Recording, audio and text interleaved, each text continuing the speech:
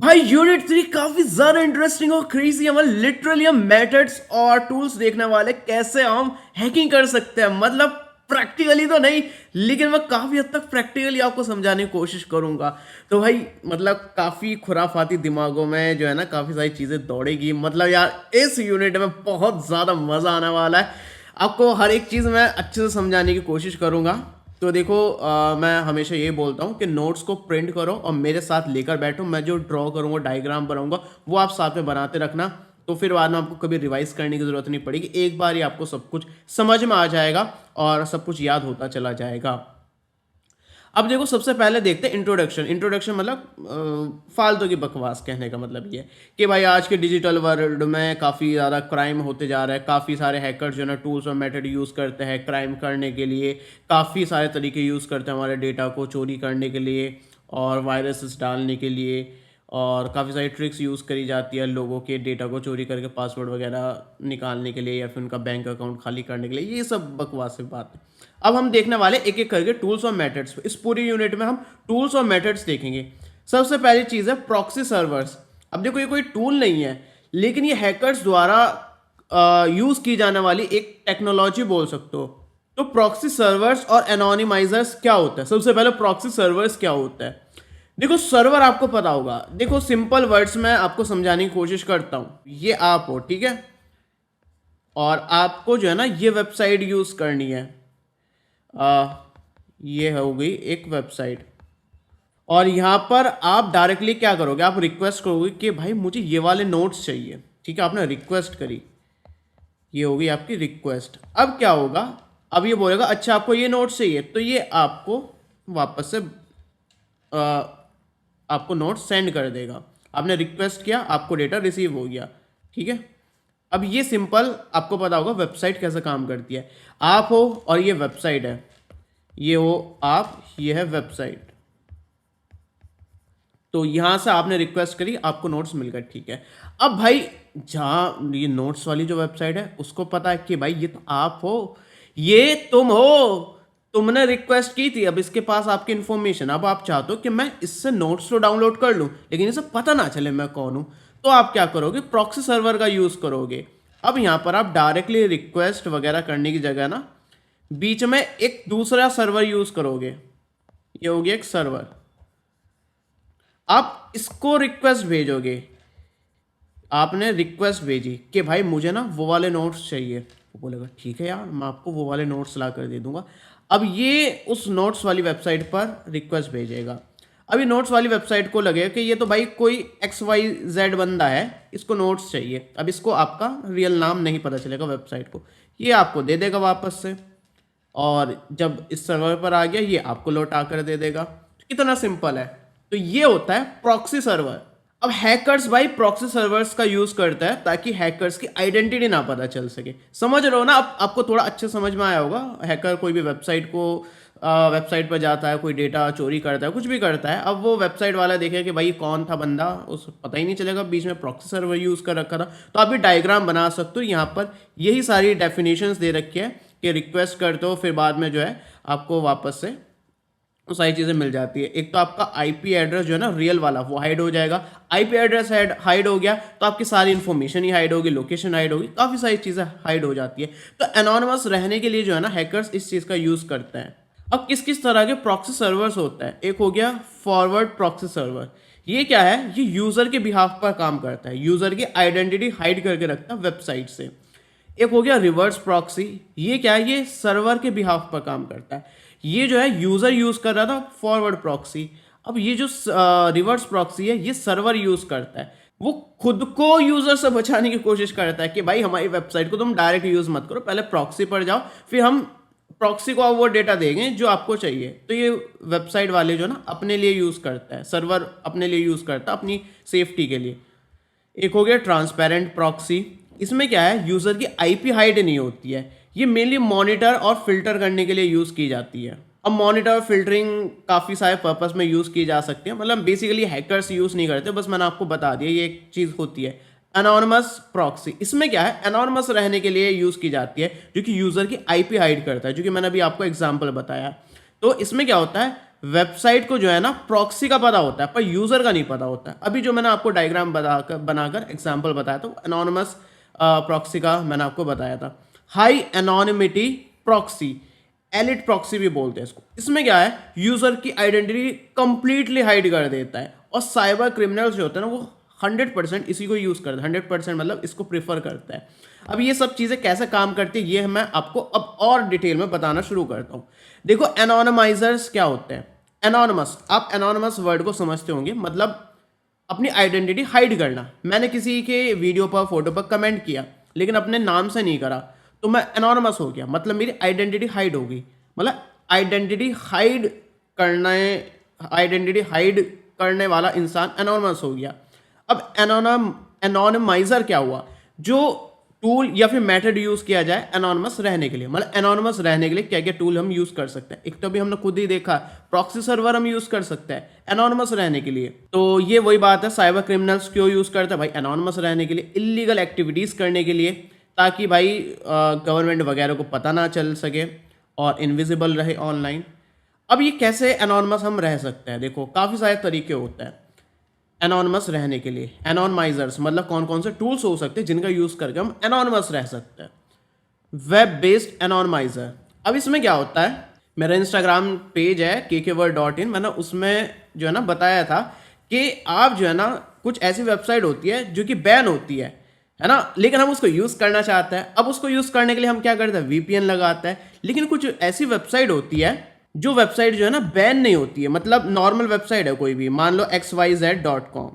अब इस वेबसाइट के अंदर आप कोई भी वेबसाइट खोल सकते हो। अब ये जो वेबसाइट है ये तो बैन नहीं है, ये आप एक्सेस कर सकते हो। अब इस वेबसाइट के अंदर कोई भी वेबसाइट खोल सकते हो, क्योंकि उस वेबसाइट के अंदर कोई भी वेबसाइट खोल सकते हो, उसमें कोई ऐसा बैन वगैरह वाला इशू नहीं है, क्योंकि आपने तो ये वाली वेबसाइट यूज करी। अब इस वेबसाइट के अंदर आप क्या करो वो कोई दिक्कत वाली बात नहीं है। तो वेब बेस्ड एनोनिमाइजर ये होता है कि आपने वेबसाइट खोला, अब इसके अंदर कोई भी वेबसाइट खोल लो जो भी बैन है, या फिर आप अपनी आइडेंटिटी हाइड करना चाहते हो इसलिए आप इसको यूज कर सकते हो। अब इसके अंदर आपने जो वेबसाइट खोली ना, इसको पता नहीं चलेगा कि आप कौन हो, इसको तो सिर्फ यही पता है कि भाई मुझे xyz.com से कोई बंदा ओपन करके यूज कर रहा है। अब इसके बाद है भाई वीपीएन। अब वीपीएन और आपका ये प्रॉक्सी बेस्ड एनोनिमाइजर यही है, प्रॉक्सी सर्वर, ठीक है, ये हमने भी प्रॉक्सी सर्वर देखा था। अब वीपीएन, प्रॉक्सी बेस्ड एनोनिमाइजर और टॉर, ये तीनों जो है ना थोड़े सिमिलर से है लेकिन डिफरेंस काफी सारा है। अब इनको एक साथ बताता हूँ। अब देखो नॉर्मली आप क्या करते थे, वेबसाइट को रिक्वेस्ट देते थे, जो भी आपको चाहिए कुछ भी एक्सेस करना था, वेबसाइट आपको रिटर्न में वो इन्फॉर्मेशन दे देता था। ये सिंपल फंडा था। तो हमने अभी क्या यूज करा था, प्रॉक्सी सर्वर यूज करा था। उसमें क्या था, हमने बीच में एक सर्वर को रिक्वेस्ट दी कि भाई मुझे ये चाहिए, ठीक है। फिर इस सर्वर ने इसको रिक्वेस्ट दी वेबसाइट को, और वेबसाइट को आपकी इन्फॉर्मेशन नहीं पता चली, उसको सिर्फ सर्वर की इन्फॉर्मेशन पता चली कि इस सर्वर ने मुझसे ये मांगा, इसने लौटा कर दे दिया, और सर्वर ने असली मालिक को वापस लौटा कर दे दिया। तो ये तो हो गया प्रॉक्सी सर्वर। लेकिन अब क्या हुआ, आपने कोई इलीगल एक्टिविटी करी, पुलिस आई, पुलिस ने बोला हाँ भाई वेबसाइट वाले ये बता कि तुझसे ये रिक्वेस्ट किसने की थी। अब ये बोलेगा भाई साहब इस वाले सर्वर ने की थी। अब पुलिस आई इस सर्वर के पास, हाँ भाई तुझे किसने रिक्वेस्ट भेजी थी, या तूने ही रिक्वेस्ट भेजी थी, या तू ही असली मालिक था। नहीं भाई मैंने नहीं करी रिक्वेस्ट, मुझे तो इसने रिक्वेस्ट भेजने के लिए बोला था। पुलिस आ गई आपके पास, ये हैकर तो पकड़ा गया। ये क्या भाई, ये तो घटिया चीज़ है, ये सोच रहे होंगे ना। तो भाई इसी चीज़ से बचने के लिए क्या हुआ, यहाँ पर आया वीपीएन। अब इसमें क्या होता है, इसमें अगेन बीच में सर्वर ही यूज होता है, ये एक अलग से सर्वर है, लेकिन यहाँ पर ना एक टनल बनाई जाती है। टनल कहने का मतलब ये है कि यहाँ पर रिक्वेस्ट तो गई है लेकिन ये एनक्रिप्टेड गई, ठीक है। अब यहाँ पर वापस से इंफॉर्मेशन आ गई। अब इस सर्वर ने आपको वापस से इंफॉर्मेशन लौटा दी जो आपने मांगी थी। अब पुलिस आई वेबसाइट के पास कि हाँ भाई ये इलीगल एक्टिविटी तुम्हारी वेबसाइट पर की है, ये किसने की। वेबसाइट वाला बोलेगा कि भाई साहब इस सर्वर ने की है। अब इस सर्वर पर की इंफॉर्मेशन पुलिस को दी। अब पुलिस ने देखा यार ये जो सर्वर का मुझे एड्रेस दिया है ये तो बहुत अजीब सा, ही मिल ही नहीं रहा है, क्योंकि वो एनक्रिप्टेड था। और डिक्रिप्ट इसको करने के लिए की चाहिए, की पुलिस के पास होगी नहीं, तो पुलिस इस सर्वर तक नहीं पहुंच पाएगी, और इस सर्वर तक नहीं पहुंच पाएगी फिर आप तक भी नहीं पहुंच पाएगी। लेकिन ये वीपीएन, वो जो आप फ्री वाला यूज करते हो वो वीपीएन नहीं है, उसमें तो भाई पुलिस थप्पड़ मारेगी, धप्पा मारेगी, एकदम आपका एड्रेस बता देगी। ये पेड जो महंगे वीपीएन होते हैं उसमें ये चीज होती है जो कि हैकर्स यूज करते हैं। तो अब आपको प्रॉक्सी सर्वर भी समझ में आ गया होगा, वीपीएन भी समझ में आ गया होगा, लेकिन अब बात आती है टॉर। टॉर या फिर अनियन राउटिंग। देखो यहाँ पर मान लो पुलिस ने इससे पूछा, मतलब वेबसाइट ने इसकी सर्वर की इंफॉर्मेशन दी, लेकिन एनक्रिप्टेड डेटा था तो पुलिस के पास की थी नहीं, तो सर्वर की इंफॉर्मेशन प्रॉपर नहीं मिल पाई। बाय एनी चांस पुलिस को वो की मिल गई या फिर उस एनक्रिप्टेड डेटा को डिक्रिप्ट कर दिया और इस सर्वर पर आ गई, तो भैया आपकी बैंड बजनी पक्की है, आप पिटोगे, फिर आप जाओगे जेल में। अब इससे बचने के लिए हैकर ने भाई और चीजें ढूंढी, नई चीजें निकाली। अब उन्होंने क्या किया, उन्होंने सर्वर को रिक्वेस्ट भेजी, ठीक है। अब ये सर्वर डायरेक्टली वेबसाइट पर रिक्वेस्ट नहीं भेजेगा, ये फिर दूसरे सर्वर पर एक रिक्वेस्ट भेजेगा, ठीक है। और अब यहां से जो ना इनक्रिप्टेड रिक्वेस्ट जा रही है, ये भी इनक्रिप्टेड है, ठीक है। अब ये अगेन वेबसाइट पर नहीं भेजेगा, ये अगेन एक सर्वर को रिक्वेस्ट भेजेगा, और ये रिक्वेस्ट जो होगी ये भी इनक्रिप्टेड होगी। और इसी तरह ना मल्टीपल सर्वर्स होंगे और लास्ट में जाकर रिक्वेस्ट जाएगी वेबसाइट पर। अब वेबसाइट जो है ना इस सर्वर को रिक्वेस्ट लौटाएगा, फिर ये इसको लौटाएगा, ये वापस से जो भी आपने मांगा था वो आप इस सर्वर पर आएगा, फिर लास्ट में ये आपके पास आ जाएगी जो भी आपने मांगा था इस वेबसाइट से। अब यहाँ पर क्या होगा, पुलिस ने बोला कि भाई तुमसे बताओ ये रिक्वेस्ट किसने मांगी थी, किसने भेजी थी रिक्वेस्ट। उसने बोला कि ये सर्वर की इन्फॉर्मेशन है, देख लो। Police encrypt by any chance कर पाई, वो आ गई सर्वर के पास। उसने बोला हाँ भाई तू इलीगल एक्टिविटी कर, वो बोलेगा नहीं मालिक मैं नहीं था, मुझे तो किसी और ने रिक्वेस्ट भेजी थी। वो बोले, पुलिस बोलेगी कि ठीक है किसने भेजी थी रिक्वेस्ट, हमें बताओ। उसने फिर इन्फॉर्मेशन दी इस सर्वर की, लेकिन इस सर्वर की इन्फॉर्मेशन जो थी वो भी इनक्रिप्टेड थी, डेटा वगैरह सब कुछ इनक्रिप्टेड था। तो पुलिस यार यहाँ पर नहीं पहुंच पाएगी, बाय एनी चांस पहुंच गई तो फिर इस सर्वर तक नहीं पहुंच पाएगी। इस तरह से मल्टीपल लेयर्स रहती है, समझ रहे हो। जैसे प्याज होती है ना, प्याज के ऊपर जो है ना अनियन के ऊपर काफी सारी लेयर्स रहते हैं, इसी तरह यहाँ पर प्रॉक्सी की लेयर्स रहती है, सर्वर्स की लेयर्स रहती है, जिस वजह से इसको बोलते हैं अनियन राउटिंग। तो प्याज की तरह लेयर रहती है और वो राउट करती रहती है, उसकी राउटिंग होती रहती है। तो समझ रहे हो ना ये क्या फंडा है। तो अब वीपीएन, टॉर या फिर अनियन राउटिंग समझ गए, प्रॉक्सी बेस्ड एनोनिमाइजर भी आप समझ चुके हो। तो भाई इतना बढ़िया अच्छे तरीके से शॉर्ट और सिंपल तरीके से समझाना भाई मुझे नहीं लगता और कोई तरीका हो सकता है। अब देखते हैं भाई फिशिंग। भाई फिशिंग इतनी बार यूनिट 2 में देख लिया, यूनिट 1 में देख लिया, भाई कितना रगड़ेंगे भाई इसको, हम कितना रगड़ेंगे। फिशिंग भाई एक साइबर क्राइम होता है जहां पर अटैकर क्या करता है, वो लोगों के दिमाग के साथ खेलता है ताकि उसकी information, personal data, personal information जैसे कि password, OTP, bank details, credit card number वगैरह पता कर पाए। इसमें क्या करता है, जो सामने वाला बंदा होता है ना, हैकर जो होता है, वो एक्चुअल में हैकिंग नहीं करता, वो सिर्फ ट्रिक खेलता है। एक तरह की सोशल इंजीनियरिंग का ही पार्ट है फिशिंग। वो सोशल इंजीनियरिंग करता है और ऐसा बिहेव करने की कोशिश करेगा कि वो ट्रस्टेड ऑर्गेनाइजेशन से बोल रहा है। हो सकता है वो बैंक की तरह बिहेव करे हैकर कि हाँ जी हम इस बैंक से बोल रहे हैं, या फिर हो सकता है वो इंस्टाग्राम की तरफ से बोले कि हाँ जी हम इंस्टाग्राम से, आपका अकाउंट जो है वो कॉम्प्रोमाइज हो गया, उसका पासवर्ड चेंज कर लीजिए, लाओ हमें अपना पुराना पासवर्ड दो, हम आपको सिक्योर करके देते हैं। तो इस तरह की चीज़ें हैकर करता है। ये ऊपर हम काफ़ी बार देख चुके हैं भाई। हैकर इसमें क्या करता है, फेक ईमेल भेजेगा या फिर एसएमएस भेजेगा या लिंक भेजेगा, और खुद जो है ना रियल की तरह दिखेगा और अर्जेंट बेसिस पर करने की कोशिश करेगा कि आपका जो है क्रेडिट कार्ड एक्सपायर होने वाला है, जल्दी आप इसको रिन्यू कर लें और इसके लिए हमें अपना क्रेडिट कार्ड डिटेल्स दीजिए, हम इसको रिन्यू कर रहे हैं। आपको लगेगा सामने बैंक वाला है, लेकिन वो बैंक वाला नहीं, वो हैकर होगा। इस तरह से वो ट्रस्टेड ऑर्गेनाइजेशन की तरह बिहेव करता है और आपको ट्रिक करके आपकी इन्फॉर्मेशन डेटा लेता है। अब विक्टिम क्या करता है, आपको उस हैकर को जो है वो डिटेल्स दे देता है और आपका डेटा चोरी हो जाता है। ये सिंपल फंडा है। ईमेल के थ्रू अगर फिशिंग हो रही है तो ईमेल फिशिंग हो गई। ईमेल पर जो है ना बैंक की तरफ से ईमेल आता है, लेकिन वो बैंक वाला नहीं होगा, वो फेक ईमेल होगा बैंक की तरफ से। एसएमएस के थ्रू फिशिंग होती है, आपको लगेगा बैंक से एसएमएस आया, लेकिन वो हैकर की तरफ से एसएमएस होगा और आप उसको रिप्लाई में अपनी पर्सनल इन्फॉर्मेशन दे दोगे। वॉइस फिशिंग हो रही है, अगर कॉल के थ्रू फिशिंग हो रही है तो उसको विशिंग बोलता है।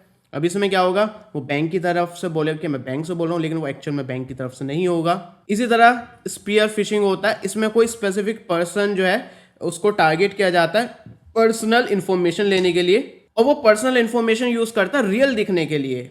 तो ये इस तरह का आपने रियल केसेस काफ़ी देखे होंगे कि आपका दोस्त बन के कोई हैकर आपको कॉल कर रहा है या फिर आपकी इन्फॉर्मेशन लेने के लिए कोशिश कर रहा है। वेबसाइट फिशिंग मैंने आपको बता दिया, इंस्टाग्राम का क्लोन बना लिया हमने HTML से या फिर किसी भी टेक्नोलॉजी से, और किसी को बोल दिया कि भाई इंस्टाग्राम लॉग इन कर ले। अब जैसे आपने इंस्टाग्राम का यूज़र नेम पासवर्ड डाला, वो इन्फॉर्मेशन आपके पास आ गई और बाद में जो विक्टिम था वो रिडायरेक्ट हो गया। भाई इससे याद आया फिशिंग से, 2016-17 या फिर 15-14 में, 2014-15 का टाइम था भाई जब मैं ये चीज़ किया करता था। अगर आप भी करते थे आपको याद होगा, एक शैडो करके वेबसाइट थी।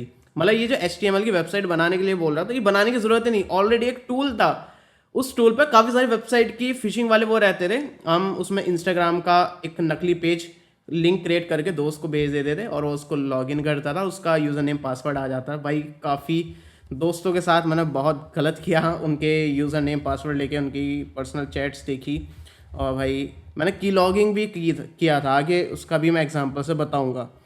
तो यहाँ पर भाई फिशिंग के एग्जांपल, प्रिवेंशन, ये सब आप समझते हो। हमें अननोन लिंक्स पर क्लिक नहीं करना चाहिए, किसी के साथ OTP पिन शेयर नहीं करना चाहिए, 2 फैक्टर ऑथेंटिकेशन का यूज़ करना चाहिए, वेबसाइट का URL ध्यान से चेक करना चाहिए। अगर आप google.com पर क्लिक करो तो वो google.com ही होनी चाहिए, goper.com नहीं होनी चाहिए। या फिर इंस्टाग्राम खोल रहे हो तो इंस्टाग्राम नहीं होना चाहिए। तो मतलब एग्जैक्ट एक्चुअल URL होना चाहिए।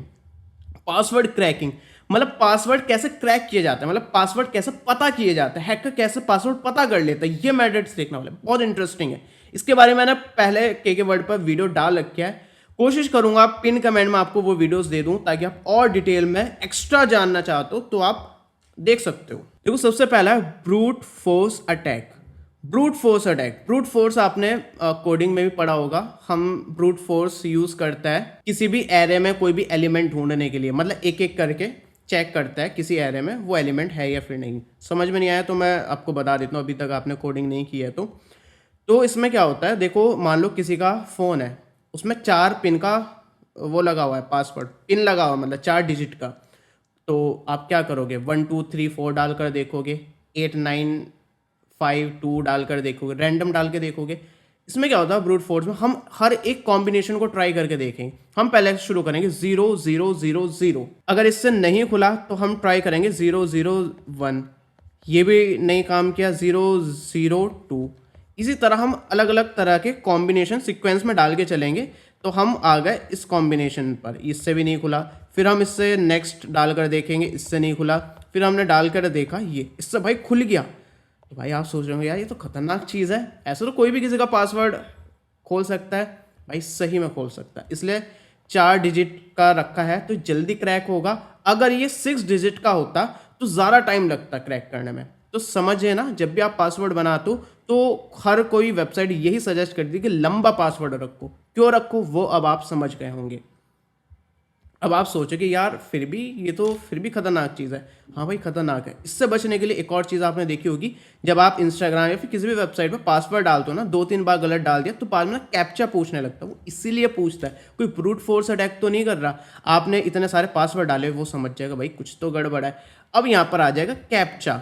अगर कैप्चा आ गया तो भाई कैप्चा को कैसे सॉल्व करोगे। आपने तो मशीन लगा रखी थी जो कि हर बार बार डिजिट डालकर देख रहा था, टूल आपने बना दिया था। अब वो टूल इस कैप्चा को कैसे सॉल्व करेगा। तो यहाँ पर कैप्चा यूज होता है। अब आपको समझ में आया होगा हम कैप्चा क्यों यूज करते हैं। अब इसी तरह देखो, एक होता है dictionary attack. Brute force attack में तो भाई हमें कॉम्बिनेशन डालकर देखने होते हैं। डिक्शनरी अटैक में क्या होता है, जो कॉमन वर्ड्स होते हैं ना, वो डायरेक्ट हमारे पास लिस्ट होती है, उन एक एक वर्ड्स को डालकर चेक करके देख लेते हैं पासवर्ड है क्या। जैसे कि डिक्शनरी में काफ़ी सारे वर्ड होते हैं, कुछ भी सोच लो, डॉग हो गया, कैट हो गया, आई लव यू हो गया, या फिर आई एम गुड बॉय हो गया, या फिर कोई भी सेंटेंस हो गया, या फिर कोई भी वर्ड हो गया। इस तरह की पूरी लिस्ट होती है। अब एक एक करके वो वर्ड डालकर देख लो पासवर्ड में, क्या पता उसमें खुल जाए। इसलिए बोलते हैं कॉमन वर्ड यूज़ नहीं करने चाहिए हमें अपने पासवर्ड में। एक होता है हाइब्रिड अटैक। इसमें क्या होता है, ब्रूट फोर्स अटैक के साथ साथ डिक्शनरी अटैक करा जाता है। मतलब कोई भी डिक्शनरी वाले जो कॉमन वर्ड होते हैं, जैसे एडमिन हो गया, उसके साथ हम कोई नंबर या फिर कॉमन वर्ड वगैरह ऐड करके कॉम्बिनेशन के साथ ट्राई करके देखते हैं। रेनबो टेबल अटैक, देखो आपको हैशिंग पता है या फिर नहीं पता, उसमें काफ़ी टाइम लगेगा समझाने में। पासवर्ड जो आपके होते हैं ना वेबसाइट के सर्वर पर, वो एक्चुअल में स्टोर नहीं होते, वो एनक्रिप्टेड फॉर्म में सेव होते हैं। मान लो आपका पासवर्ड है DOG डॉग, लेकिन वो DOG डॉग नहीं सेव होता है सर्वर पर, वो एनक्रिप्टेड फॉर्म में रहता है 2398 इस तरह से। उसको डिक्रिप्ट करने के बाद वो डॉग आता है। अब हैकर ने सर्वर से पासवर्ड तो चुरा लिया, लेकिन उसको डीओजी डॉग नहीं मिला, वो 12398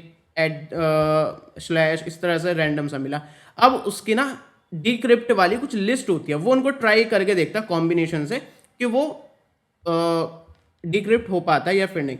तो थोड़ा बहुत आपको समझ में आया होगा अगर आपको हैशिंग समझ में आती है तो। शोल्डर सर्फिंग, भाई ये काफ़ी सिंपल है। आप अपने फ़ोन में पासवर्ड डालो, पीछे से किसी ने देख लिया, ओहो ये पासवर्ड डाले, या फिर सीसीटीवी में देख लिया, मतलब आपको पासवर्ड डालते हुए कोई देख लेता है तो भी पासवर्ड चोरी हो जाता है। तो पब्लिक प्लेस में देख कर पासवर्ड डालना चाहिए। की लॉगिंग, भाई की लॉगिंग को जो है ना हम यहाँ पर पूरा डिटेल में देखेंगे, तो यहाँ पर हम इसको ही डिस्कस करेंगे।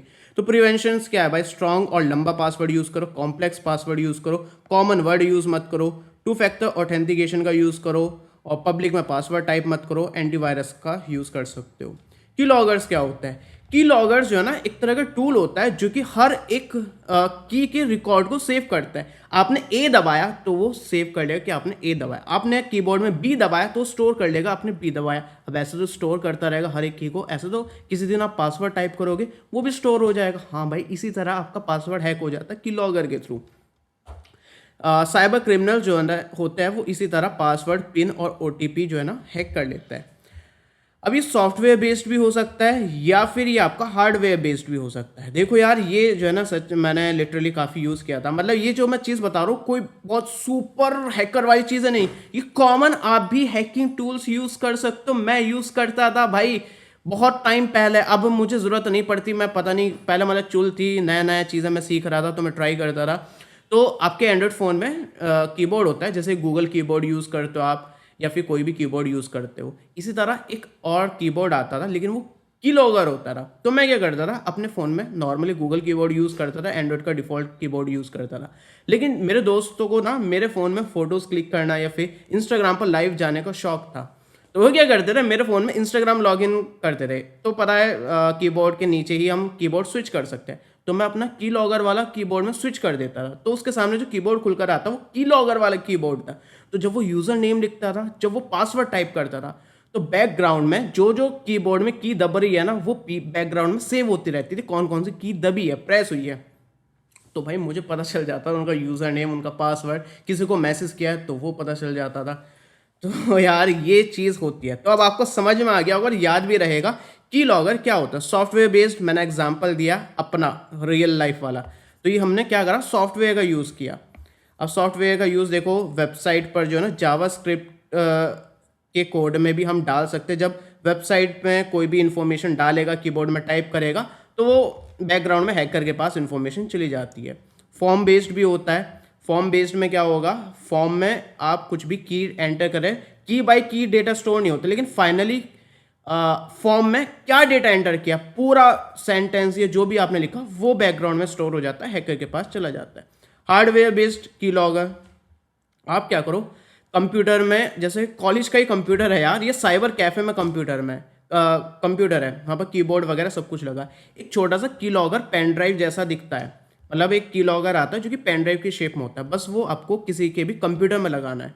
अब उसके बाद उस कंप्यूटर पर कोई भी जो भी टाइप करेगा ना, वो सारी इन्फॉर्मेशन जो है ना, कीबोर्ड की कीज़ की इन्फॉर्मेशन, कि किसी ने ए दबाया, बी प्रेस किया, वो सारी इन्फॉर्मेशन उस पेन ड्राइव जैसे छोटे से डिवाइस में स्टोर रहती है। जब आपको वो इन्फॉर्मेशन चाहिए, वो पेन ड्राइव वापस अपने घर ले आओ या फिर उसी कंप्यूटर में देख सकते हो कि उसने कीबोर्ड में क्या क्या टाइप किया था। कितना ज़्यादा स्केरी है ये। तो भाई किसी के कंप्यूटर पे कुछ टाइप नहीं करना चाहिए, इसलिए मैं किसी के कंप्यूटर या फिर फ़ोन में अपनी पर्सनल इन्फॉर्मेशन लॉगिन या फिर एंटर नहीं करता हूँ। आपको भी ये चीज़ ध्यान रखनी चाहिए। ऐसा भी हो सकता है कीबोर्ड ही हमारा भाई धोखेबाज हो, आपको किसी ने कीबोर्ड गिफ्ट किया, अपनी गर्लफ्रेंड को आपने कीबोर्ड गिफ्ट कर दिया कि लो भाई यूज़ करो, लेकिन उस कीबोर्ड के अंदर ही, फिजिकल कीबोर्ड की बात कर रहा हूँ, उसके अंदर ही की लॉगर लगा हुआ है। अब आपकी गर्लफ्रेंड जो भी एंटर करती है, जिससे भी बात कर रही है, जो भी मैसेज लिख रही है, ठीक है, या फिर वो कोई भी पासवर्ड लॉगिन कर रही है, वो भाई घर पर आपके कंप्यूटर पे आपको भी पता चल रहा है। इतना ज़्यादा स्केरी हो सकता है। अब देखते हैं स्पाईवेयर्स क्या होता है। देखो यूनिट 1 और 2 के टाइम भी मैंने स्पाईवेयर्स के बारे में बताया था। स्पाईवेयर्स जो होता है ना, मैलिशियस सॉफ्टवेयर होता है जो कि सीक्रेटली मॉनिटर करता है आपकी एक्टिविटीज़ को। आप किससे बात करो, किससे कॉल पर बात करो, किसको मैसेज भेज रहे हो, ये सब चीज़ मॉनिटर करती रहती है और आपके परमिशन के बिना होता है। तो ये सब होता है स्पाईवेयर। तो मैंने आपको एग्जांपल बताया था, आज भी काफ़ी फेमस है, मतलब कोई भी इंस्टॉल कर सकता है, यूज़ कर सकता है। स्पाईवेयर्स होते हैं, किसी के भी फ़ोन में इंस्टॉल कर दो, उसके बाद उसके फ़ोन की फ़ोन पर मतलब उसके जिसके फ़ोन में आपने इंस्टॉल किया, फिर आप सीक्रेटली चेक कर सकते हो वो किससे बात कर रहा है, कॉल रिकॉर्डिंग सुन सकते हो उसकी, इवन वो इस टाइम फ़ोन में क्या कर रहा है उसके स्क्रीनशॉट देख सकते हो, स्क्रीन रिकॉर्डिंग्स देख सकते हो, फोटोज़ देख सकते हो गैलरी के, सब कुछ पूरा फ़ोन का एक्सेस आपके पास आ जाता है। तो ये चीज़ यूज़ की जाती है। क्यों यूज़ की जाती है? आप जैसे लोग करते हो ये चीज़ यूज़ अपने बंदे या फिर बंदी पर नज़र रखने के लिए। एक तो आप लोग हो गए एग्जाम्पल, और कौन कौन से टाइप्स होता है और क्या क्या पर्पस से वो यूज़ किए जाते हैं। एडवेयर्स, अब हमने इस तरह के स्पाईवेयर डाल दिए, अब उसका पर्पस ये भी हो सकता है कि वो आपको एड्स दिखाए। अब एड्स दिखाएगा तो वो जिसने इंस्टॉल किया वो पैसे कमाता रहेगा। इसके अलावा की लॉगर्स हो सकते हैं, की लॉगर हमने अभी देखा ही था, तो वो की लॉगर की तरह भी काम कर सकता है। वो जो भी आप कीबोर्ड में प्रेस कर रहे हो वो इन्फॉर्मेशन सेव करता रहेगा और हैकर के पास जाती रहेगी, आपके सिस्टम को मॉनिटर करता रहेगा, ईमेल्स कॉल्स वगैरह, वही जो मैंने बताया जो आप लोग करना चाहते हो। ट्रैकिंग कुकीज़, आप कौन सी वेबसाइट विजिट कर रहे हो।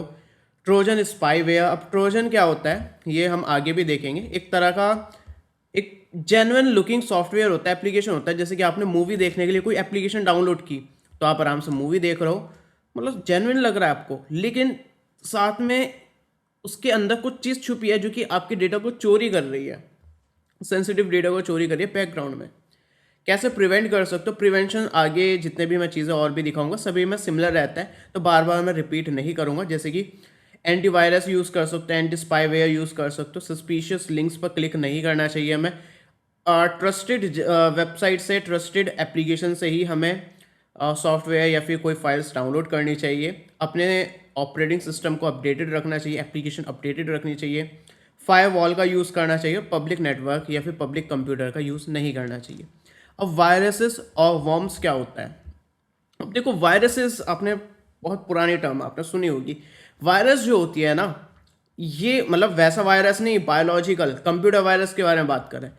ये एक मैलिशियस प्रोग्राम होता है, मतलब एक मैलिशियस स्क्रिप्ट होती है या फिर प्रोग्राम समझ लो, जो कि किसी फाइल के साथ अटैच रहती है या फिर किसी प्रोग्राम के साथ अटैच रहती है। जैसे कि आपने सुना होगा कि भाई ये सॉफ्टवेयर मत डाउनलोड करना, या फिर इस पेन ड्राइव को कनेक्ट करके मेरे कंप्यूटर में कॉपी मत करना इस फाइल को, इसमें वायरस है। तो वायरस जो है ना वो अकेला सिंगल इंडिपेंडेंट नहीं होता है, वो किसी फाइल के साथ अटैच रहता है। अगर आपने वो फाइल अपने कंप्यूटर में डाउनलोड कर ली, कॉपी कर ली, तो उसके साथ वायरस आ जाता है। समझ में आ गया होगा ये चीज़ आपको। और ये एग्जीक्यूट खुद से नहीं होता, ये एग्जीक्यूट हमारे एक्शन से होता है। अगर मैंने उस वायरस से इन्फेक्टेड फाइल को अपने कंप्यूटर में डाल लिया, अब मैं उस फाइल को ओपन करता हूं, तो वो एग्जीक्यूट होगी। वो खुद से एग्जीक्यूट नहीं हो रही है, हमारे इंटरेक्शन से ही एग्जीक्यूट हो रही है।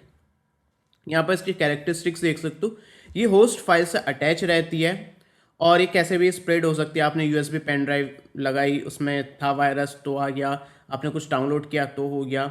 और अभी ये वायरस करता क्या है, ये आपके कंप्यूटर को ना करप्ट कर सकता है, आपकी डेटा को डिलीट कर सकता है, आपके डेटा को मॉडिफाई कर सकता है, बेसिकली आपको नुकसान पहुंचाएगा। एग्जाम्पल है कि आपने इन्फेक्टेड ईमेल को ओपन कर लिया और उस ईमेल में कोई अटैचमेंट था और उसमें वायरस था। वर्म्स क्या होता है? ये जो होता है ना, किसी भी ये भी जो है ना मैलिशियस प्रोग्राम होता है। जैसे कि वायरस होता है ना मैलिशियस प्रोग्राम, ये भी मैलिशियस प्रोग्राम ही है, लेकिन इसमें फ़र्क ये है कि किसी होस्ट फाइल से अटैच नहीं रहता, ये खुद इंडिपेंडेंट एक प्रोग्राम होता है। मैलिशियस वाला मतलब आपको नुकसान पहुंचाने वाला एक प्रोग्राम होता है जो किसी फाइल के साथ अटैच नहीं रहता, इंडिपेंडेंट रहता है। और इसको स्प्रेड होने के लिए कोई ह्यूमन एग्जीक्यूशन की ज़रूरत नहीं पड़ती, ये खुद से एग्जीक्यूट हो जाता है। आप क्लिक करो ना करो, खुद से ही ये एग्जीक्यूट हो जाता है और ये नेटवर्क और इंटरनेट के थ्रू स्प्रेड होता रहता है खुद से। अब ये खुद से एग्जीक्यूट हो रहा है, खुद से फैल रहा है, इसका मतलब ये आपके कंप्यूटर के रिसोर्सेस यूज़ करेगा, आपकी मेमोरी प्रोसेसर को यूज़ करेगा, जिस वजह से आपका कंप्यूटर ओवरऑल स्लो हो जाता है। तो ये इसलिए ही फैलाया जाता है ताकि किसी का सिस्टम को हमें स्लो करना है, नेटवर्क को स्लो करना है। प्रिवेंशंस क्या हो सकते हैं भाई? एंटीवायरस यूज़ करो, अननोन अटैचमेंट को ओपन मत करो, अपने सिस्टम को अपडेट रखो, इन्फेक्टेड या फिर किसी भी unknown USB pen drive device को कनेक्ट मत करो। ट्रोजन हॉर्सेस क्या होता है, बैकडोर्स क्या होता है? देखो, ट्रोजन अभी मैंने आपको बताया था, वो सॉफ्टवेयर या फिर वो प्रोग्राम जो कि दिखने में जेन्युइन लगेगा। तो ये क्या होता है, अटैकर यूज़ करता है जो एकदम जेन्युइन और यूज़फुल लुकिंग सॉफ्टवेयर होता है। जैसे कि मैंने एग्जांपल दिया था, मूवी देखने की कोई आपने सॉफ्टवेयर या फिर एप्लीकेशन डाउनलोड की, वो आराम से मूवीज़ देख लो, लेकिन बैकग्राउंड में वो मैलिशियस प्रोग्राम भी एग्जीक्यूट कर रहा है आपका डेटा को चोरी करने के लिए। किस किस तरह के हो सकता है, रैट हो सकता है, रिमोट एक्सेस ट्रोजन। अब ये क्या करता है, अटैकर जो है ना विक्टिम के सिस्टम को रिमोटली मॉनिटर कर सकता है। आपने वो एप्लीकेशन डाउनलोड कर लिया, अब हैकर क्या करेगा, आपके फ़ोन का कुछ भी डेटा चाहिए वो रिमोटली डेटा ले सकता है, कुछ कंट्रोल करना आपके फ़ोन में वो कर सकता है। डेटा चोरी करने का हो सकता है ट्रोजन, बैकडोर ओपन करने का ट्रोजन हो सकता है। बैकडोर्स क्या होते हैं वो मैं आगे आपको बताऊंगा। डाउनलोडर ट्रोजन हो सकता है, ये खुद से तो कुछ नहीं करेगा लेकिन बाकी मैलिशियस प्रोग्राम को इंस्टॉल करने में हेल्प करेगा। बैंकिंग ट्रोजन हो जाएगा जो कि मेनली टारगेट करेगा आपकी बैंकिंग इन्फॉर्मेशन चोरी करने के लिए। प्रिवेंशन भाई वही सब चीज़ है, ठीक है, वही सब चीज़ें बार बार रिपीट करनी है। बैक डोर्स क्या होते हैं, बैक डोर्स भाई पीछे का दरवाज़ा। आपने बिल्कुल बढ़िया मजबूत घर बना लिया, सेफ्टी सिक्योरिटी का ध्यान रखा, पीछे एक छोटा सा, आपने घर के पीछे एक छोटा सा डोर सोचा कि यार यहाँ से कौन क्या ही आएगा, ऐसे ही छोड़ दिया। या फिर आपने पीछे का डोर कमज़ोर बना दिया, या फिर पीछे डोर लगाने ही भूल गए। ऐसे ही भाई आपका कंप्यूटर सिस्टम हो गया, कोई एप्लीकेशन हो गया, या फिर आपका कोई वेबसाइट हो गया, उस पर हमने कोई ऐसा बाय एनी चांस कुछ छूट गया हो जहाँ से हैकर घुस सकता है, तो ये हो गए बैकडोर्स। तो अनऑथराइज एक्सेस ले सकता कोई भी हैकर हमारी किसी भी हिडन एंट्री पॉइंट के थ्रू। अब इसमें क्या होता है, ये किस किस तरह के होता है, ट्रोजन बेस्ड बैकडोर्स हो सकता है। तो ये जो है ना बैकडोर्स ट्रोजन क्रिएट कर सकता है। सॉफ्टवेयर बैकडोर्स हो सकता है, हमारा सॉफ्टवेयर में बैकडोर्स हो सकता है, हार्डवेयर में बैकडोर्स हो सकता है, हमारा कोई ऐसा हार्डवेयर है जिसमें ऑलरेडी कोई बैकडोर हो। नेटवर्क में हमारा बैकडोर हो सकता है, कोई वेबसाइट है जिसमें बैकडोर हो सकता है और वहाँ पर कोई भी हिडन स्क्रिप्ट वगैरह एग्जीक्यूट हैकर कर सकता है। प्रिवेंशन भाई वही सब चीज़ें आप अपने आप लिख सकते हो, देख लेना। अब हो गया स्टेनोग्राफी। स्टेनोग्राफी भाई ये काफ़ी इंटरेस्टिंग चीज़ है, यूजफुल चीज़ है, आप खुद से कर सकते हो, हैकिंग पर्पज से नहीं, अपनी फाइल अपने डेटा को हाइड करने के लिए। यूट्यूब पर काफ़ी ट्यूटोरियल मिल जाएंगे, सिंपल होता है, देखकर आप काफ़ी टूल का यूज़ करके स्टेनोग्राफी खुद से भी यूज़ कर सकते हो अपने पर्सनल यूज़ के लिए। स्टेनोग्राफी भाई इसका मतलब भाई पुराने टाइम से होती आ रही है, सॉफ्टवेयर के टर्म्स में हम देखेंगे, लेकिन पहले भी रियल लाइफ में लोग करते थे। कोई भी इंफॉर्मेशन है, मान लो कहीं जो है ना खजाने का एड्रेस है, एक खजाना कहीं पर छिपा हुआ उसका एड्रेस है, अब उसको पेपर पे ऐसे लिख दिया तो भाई सबको दिख जाएगा। उसको क्या ना अलग तरीके से लिखो जो किसी को पता ना चले। हमने एक ड्राइंग बना दी, ठीक है, उस ड्राइंग को देखने में ऐसा लग रहा है अच्छा ये तो भाई कोई आर्ट है, कोई ड्राइंग है, लेकिन वो एक नक्शा है।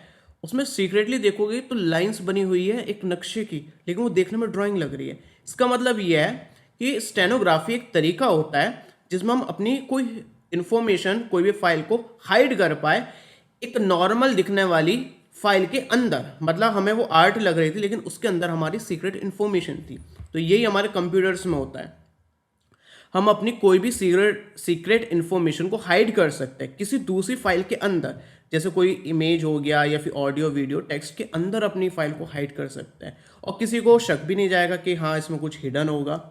तो ये काम कैसे करता है, जो भी हमें मैसेज या फिर इंफॉर्मेशन हाइड करनी है उसको हमें पहले लेना है, फिर हम नॉर्मल लुकिंग फाइल लेंगे, इमेज ऑडियो या फिर टेक्स्ट, ठीक है, फिर हम जो है ना उसके अंदर अपने सीक्रेट मैसेज को घुसाकर हाइड कर देंगे और वो जो फाइल है वो दिखने में नॉर्मल लगेगी लोगों को, लेकिन आप उससे इन्फॉर्मेशन एक्सट्रैक्ट कर सकते हो। अभी प्रैक्टिकली कैसे होता है मैंने बताया, यूट्यूब पर ट्यूटोरियल जाकर देख सकते हो, आपकी काफ़ी हेल्प हो जाएगा। हम इमेज के अंदर छिपा सकते हैं, तो ये टाइप्स हो गए, इमेज के अंदर हम छिपा सकते हैं, ऑडियो के अंदर छिपा सकते हैं, सबसे ज़्यादा इमेज वाला यूज़ किया जाता है, वीडियो में छिपा सकते हैं, टेक्स्ट में छिपा सकते हैं, किसी नेटवर्क में भी छिपा सकते हैं।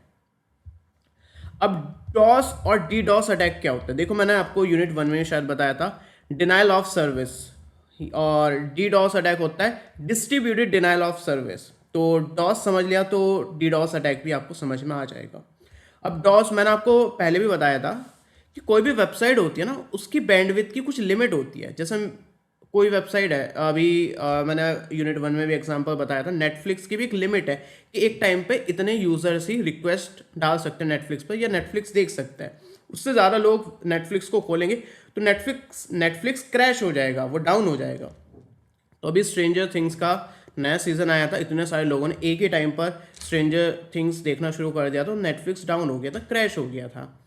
तो ये चीज़ होती है। अब देखो ये तो नॉर्मल था, ठीक है भाई, लोगों की डिमांड थी, लोगों ने खोला। अब सोचो अगर कोई हैकर है, वो अपने कंप्यूटर से ही बार बार नेटफ्लिक्स खोल रहा है, उस पर अलग अलग रिक्वेस्ट भेज रहा है, और जो सच में नेटफ्लिक्स देखना चाहता है वो देख ही नहीं पाएंगे, क्योंकि हैकर ने तो नेटफ्लिक्स डाउन करा दिया खुद से रिक्वेस्ट इतनी सारी डालकर। अब इससे वेबसाइट का नुकसान होता है, तो हैकर ये इसलिए यूज़ करता है ताकि वेबसाइट डाउन हो जाए और वेबसाइट का नुकसान हो जाए। काफ़ी सारे कॉम्पिटिटर वेबसाइट जो होती है ना, वो ये चीज़ कराती है। नेटफ्लिक्स का जो कॉम्पिटिटर है उसने बोला कि भाई नेटफ्लिक्स को डाउन करा दो, तो हैकर उसको डाउन करा देगा इस तरह के अटैक्स करके। अब इससे नुकसान भाई वेबसाइट वालों को होता है, जैसे अमेजोन डाउन हो गया 1 घंटे के लिए, तो भाई किसी को अमेजोन से कुछ खरीदना था वो तो फ्लिपकार्ट से जाकर खरीद लेगा, तो अमेजोन को सोचो कितना ज़्यादा नुकसान होगा। तो ये होता है डॉस अटैक। तो ये जो है ना सिस्टम या फिर सर्वर या फिर नेटवर्क पर इतना सारा यहाँ पर रिक्वेस्ट भेजता है ताकि जो सच में जेन्युइन यूजर्स है वो उसको यूज ही ना कर पाए। अब डॉस अटैक की कैरेक्टरिस्टिक्स होती है कि वो सिंगल सिस्टम से रिक्वेस्ट जाती है, ठीक है, और ये ओवरलोड कर देता है सामने वाले सर्वर को, जिससे वेबसाइट जो है ना अनअवेलेबल हो जाती है। अब डॉस अटैक क्या होता है? डिस्ट्रीब्यूटेड इसमें ऐड हो गया। डिस्ट्रीब्यूटेड मतलब बटा हुआ। अब यहाँ पर डॉस अटैक में सिंगल सिस्टम से सारी रिक्वेस्ट जा रही थी, डिस्ट्रीब्यूटेड में अलग अलग कंप्यूटर से रिक्वेस्ट जाएगी उस वेबसाइट पर, कराएगा हैकर। अब मैंने आपको बताया था बॉट नेट, जो यूनिट 2 में हमने देखा था बॉट नेट्स, अगर आपको याद हो मैंने वहाँ पर भी डीडॉस अटैक को समझाया था। तो बॉट नेट से क्या होता है, हैकर जो है ना नॉर्मल लोगों के कंप्यूटर हैक कर लेता है, फिर उन नॉर्मल लोगों के कंप्यूटर से उस वेबसाइट पर रिक्वेस्ट डालता है। अब इसमें दिक्कत ये होती है कि सर्विस प्रोवाइडर को ये नहीं पता चलेगा कि भाई ये हैकर है कौन, क्योंकि अलग अलग सिस्टम से रिक्वेस्ट आ रही है, कौन जेन्युइन रिक्वेस्ट है कौन सी हैकर की रिक्वेस्ट है ये पता ही नहीं चलता। तो काफ़ी हार्ड होता है ट्रेस करना और उसको ब्लॉक करना। ब्लॉक तो तब करेंगे जब पता चल सके कि कौन सी रिक्वेस्ट हैकर की है, और ये डॉस अटैक से काफ़ी ज़्यादा पावरफुल होता है। तो डिफरेंस आप देख सकते हो, ये फुल फॉर्म में ये मल्टीपल सिस्टम से रिक्वेस्ट आती है, डॉस सिंगल से आती है। डॉस लेस पावरफुल होता है, ये काफ़ी हाई पावरफुल होता है। डॉस इजीली डिटेक्ट हो जाता है, लेकिन डी डॉस अटैक को काफ़ी डिफ़िकल्ट है वो डिटेक्ट करना। बॉट नेट यूज़ नहीं किया जाता है डॉस में, लेकिन डी डॉस में किया जाता है। कैसे प्रिवेंट कर सकते हैं हम? फायरवॉल का यूज़ कर सकते हैं, काफ़ी सारे टूल्स होते हैं उनका यूज़ कर सकते हैं, रेट लिमिट लगा सकते हैं कि एक सिस्टम से इतनी ही रिक्वेस्ट आ सके। बाकी काफ़ी सारी प्रोटेक्शन सर्विस होती है डीडॉस अटैक से। क्लाउड फ्लेयर आता है, मैं खुद क्लाउड फ्लेयर यूज़ करता हूँ, वो यूज़ की जा सकती है। अपने सिस्टम को अपडेट रखो, और ये सब चीज़ें आपको यहाँ पर डायग्राम भी दे रखे हैं। यहाँ पर सिंगल आईपी रिक्वेस्ट है और डीडॉस में मल्टीपल सिस्टम से रिक्वेस्ट जा रही है। अब है एसक्यूएल इंजेक्शन। एसक्यूएल का अगर इंजेक्शन लगा दिया जाए तो वो हो जाएगा एसक्यूएल इंजेक्शन। कहने का मतलब ये है, कोई भी वेबसाइट है, देखो यार, शायद आपने एसक्यूएल अभी पढ़ी है या फिर नहीं पढ़ी है, या फिर एसक्यूएल क्या होती है ये आपको पता है या फिर नहीं पता, मुझे आइडिया नहीं है, क्योंकि जिस ईयर में जिस तरह का आप स्टूडेंट हो उसमें काफ़ी लोगों को एसक्यूएल आती है। कुछ लोग जो है ना हवाबाजी में रहता है तो उनको नहीं आती है, तो थोड़ा डिफ़िकल्ट होगा आपको समझाना ये टॉपिक, लेकिन मैं कोशिश करूँगा आपको अच्छे से समझाने की। डेटाबेस आपने सुना होगा, जहाँ पर यूज़र्स का डेटा जो है ना अच्छे तरीके से ऑर्गेनाइज्ड वे में रखा रहता है, ताकि हम डेटा को अच्छे से रिट्रीव कर पाए, डेटा को देख पाए। डेटा का ऑर्गेनाइजेशन जो होता है वो डेटाबेस होता है, ठीक है। मैं सिंपल वर्ड्स में समझाने की कोशिश कर रहा हूँ। अब डेटा को ऑर्गेनाइज करने की एक लैंग्वेज यूज़ की जाती है, कोडिंग आपको पता ही है।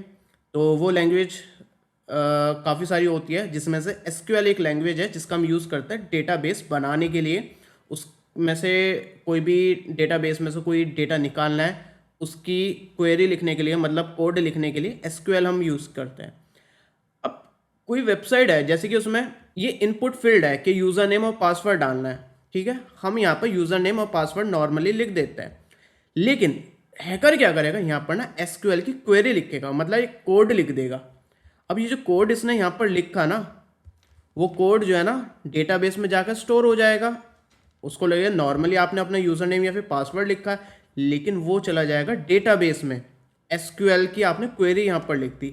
अब वो क्वेरी क्या है, हो सकता है उसमें आपने लिखा हो कि जितने भी लोगों का आपके जितना भी यूज़र्स का यूज़र नेम और पासवर्ड डेटाबेस में, वो इस ईमेल एड्रेस पर बनाकर भेज दो।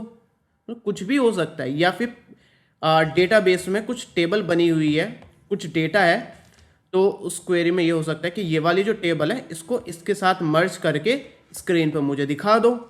समझ रहे हो ये कितना ज़्यादा स्केरी है। तो यही हैकिंग टेक्निक को बोलते हैं एसक्यूएल इंजेक्शन। इसमें क्या होता है, साइबर अटैक होता है, मतलब हैकर अटैक करता है, मैलिशियस एसक्यूएल कोड लिख देता है इनपुट फील्ड में, जैसे कि लॉगिन हो गया, सर्च का बॉक्स हो गया किसी भी वेबसाइट में। उससे क्या होगा, वो डेटाबेस को एक्सेस कर सकता है, मॉडिफाई कर सकता है या फिर डिलीट कर सकता है। मैंने आपको बता ही दिया कैसे वर्क करता है। इनपुट फील्ड में क्वेरी लिख देगा और वो डेटाबेस में जाएगी और वो एग्जीक्यूट हो जाएगी। किस किस तरह के टाइप हो सकते हैं, क्लासिक टाइप होता है। इसमें क्या होता है, हैकर जो है ना डायरेक्टली सेम पेज पर वो क्वेरी डालकर उसको रिजल्ट वेबसाइट पर ही डायरेक्टली दिख जाता है। एक होता है ब्लाइंड एसक्यूएल इंजेक्शन। इसमें क्या होता है, कोई डायरेक्टली रिजल्ट स्क्रीन पर नहीं दिखता है, लेकिन हैकर अटैकर जो है ना गैस करता है, कोई भी चीज़ परफॉर्म हो रही है ना, उसने इनपुट डाला, कोई भी क्वेरी डाली, अब उसकी वजह से कोई बिहेव हो रहा है, ट्रू फॉल्स के बेसिस पर वो जज कर लेता है कि अंदर क्या डेटा है। यूनियन बेस, देखो एसक्यूएल की एक ऑपरेटर होता है यूनियन, मतलब दो टेबल को मर्ज करने का, जो भी मैं एग्जांपल में बता रहा था, तो उससे भी वो डेटा फैच कर सकता है। और कुछ क्वेरी डाली, अगर उस क्वेरी से एरर आया तो वो समझ जाएगा कि अंदर डेटा ये है, अगर एरर नहीं आया तो उसके हिसाब से डेटा को गैस कर सकता है।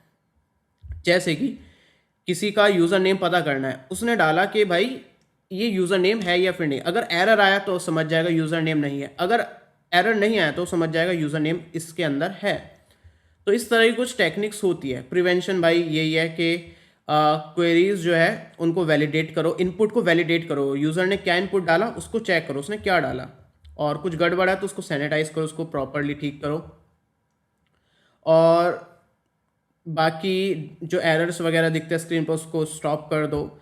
काफ़ी सारे अलग से टूल्स आते हैं, उनका यूज़ करो। रेगुलरली सिक्योरिटी चेक करो अपने डेटाबेस की।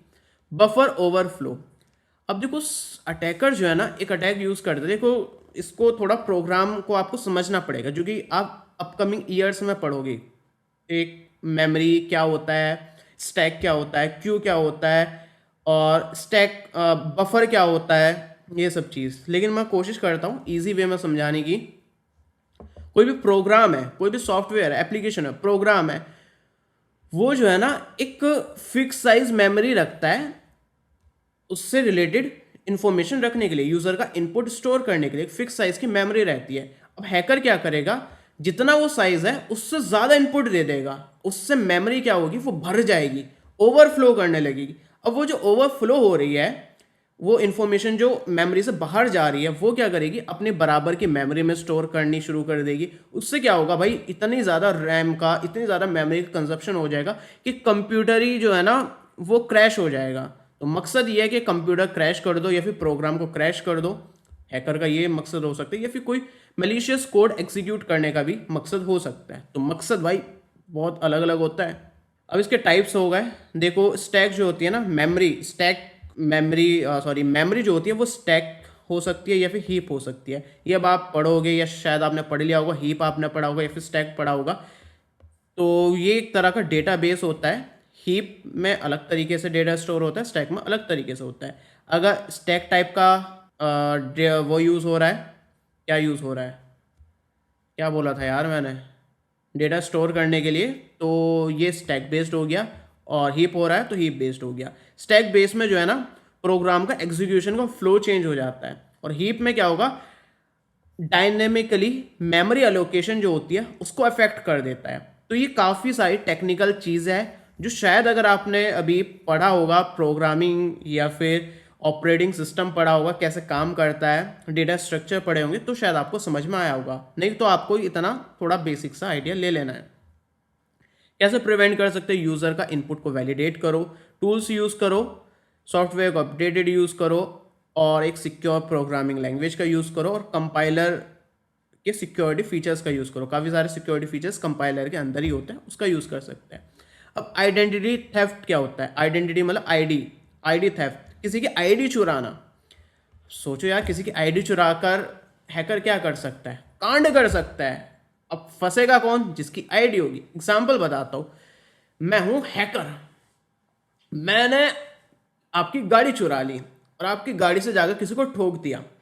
अब पुलिस कैसे पकड़ेगी? पुलिस जो है ना गाड़ी को पकड़ेगी, गाड़ी के मालिक को पकड़ेगी कि ये गाड़ी किसकी है, और गाड़ी तो आपकी है, पुलिस उठाकर ले जाएगी आपको, ना कि मुझे। तो मैंने क्या करा, मैंने आपकी आइडेंटिटी ली और कांड कर दिया। फंसेगा कौन? जिसकी आईडी थी। तो शायद अब आप समझ गए होंगे। तो हैकर क्या करता है, किसी दूसरे पर्सन की पर्सनल इंफॉर्मेशन को चोरी करता है और उस इंफॉर्मेशन का इस्तेमाल करता है उसकी परमिशन के बिना कोई भी इलीगल साइबर क्राइम करने के लिए। अब किस किस तरह का हो सकता है? फाइनेंशियल हो सकता है कि आपकी पर्सनल इंफॉर्मेशन ली, डेबिट कार्ड वगैरह या फिर क्रेडिट कार्ड की इंफॉर्मेशन, और कोई इलीगल परचेस कर ली। फंसेगा कौन? जिसका क्रेडिट कार्ड है, मतलब आप। मेडिकल आइडेंटिटी थेफ्ट, आपका हेल्थ इंश्योरेंस मैं क्या मत तुतलाने लगा हूँ भाई, इतनी सारी यूनिट्स मैंने रिकॉर्ड कर लिए, मेरी जीभ लपलपाने लगी है। आपका हेल्थ इंश्योरेंस चोरी करा और उसके बाद क्लेम खुद ले लिया हैकर ने। क्रिमिनल आइडेंटिटी थेफ्ट, इसमें क्या होगा, आपकी आइडेंटिटी चोरी कर ली और क्राइम कर लिया, जैसे मैंने कार वाला आपको एग्जांपल बताया था।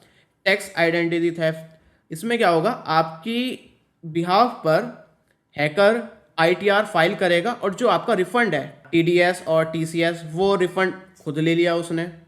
सोशल मीडिया, ये काफ़ी ज़्यादा कॉमन है भाई, आपकी फेक आईडी बना दी किसी ने और वो कांड कर रहा है, लोगों को मैसेज कर रहा है, फोटो आपका लग रहा है, नाम आपका लिख रखा है आईडी पर। तो ये होता है। टेक्निक्स कैसी होती है आइडेंटिटी चुराने की? फिशिंग से चुरा सकते हैं, ये आपको पता है क्या होता है। स्किमिंग हमने आपको बताया था पहले ऑलरेडी, उससे हो सकता है। डेटा ब्रीचेस, हो सकता है भाई किसी वेबसाइट पर आपका डेटा स्टोर हो और उस वेबसाइट का ही डेटा लीक हो गया हो। आप इंस्टाग्राम यूज़ करते हो सकता है इंस्टाग्राम का डेटा लीक हो गया तो आपका भी डेटा लीक हो जाएगा। डम्पस्टर डाइविंग, इसमें क्या होगा, कहीं भी ट्रैश में से हैकर आपकी आईडी चोरी कर लेगा। हो सकता है कि आपने कहीं भी इंफॉर्मेशन ऐसे डाल दी हो। सिंपल सा एग्जांपल, आपने एटीएम से पैसे निकाले, उसकी जो स्लिप आती है वो आपने डस्टबिन में फेंक दी। अब हैकर क्या गया, डस्टबिन में गया, स्लिप निकाली, वहां से कुछ इन्फॉर्मेशन ले ली। सोशल इंजीनियरिंग का यूज़ कर सकता है।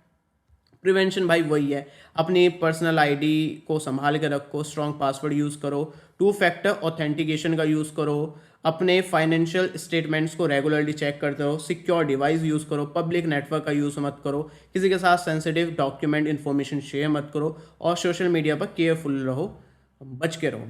बाकी देखो नीचे जो है ना काफ़ी सारे एक्स्ट्रा टॉपिक्स भी है, जैसे कि कभी कभी पूछ लिया जाता है कि स्टेनोग्राफी और क्रिप्टोग्राफी में क्या डिफरेंस होता है। तो ये एक्स्ट्रा टॉपिक्स हो गए और प्रीवियस ईयर के क्वेश्चंस हो गए, यूनिट वाइज क्वेश्चन हो गए, इंपॉर्टेंट टॉपिक्स हो गए, ये सब हमारी पूरी कंप्लीट ई बुक में मिल जाएगा। लिंक डिस्क्रिप्शन में है, वहां से जाकर उसको परचेस कर सकते हो, प्रिंट कर सकते हो और भाई मौज ले सकते हो। यूनिट 4 में मिलते हैं, तब तक के लिए हमारे kkstore.kkworld.in पर अनबॉक्स और न्यू प्रोडक्ट्स काफी क्रेजी लूट प्राइस पर मिल रहा है, लिंक डिस्क्रिप्शन में मिल जाएगी।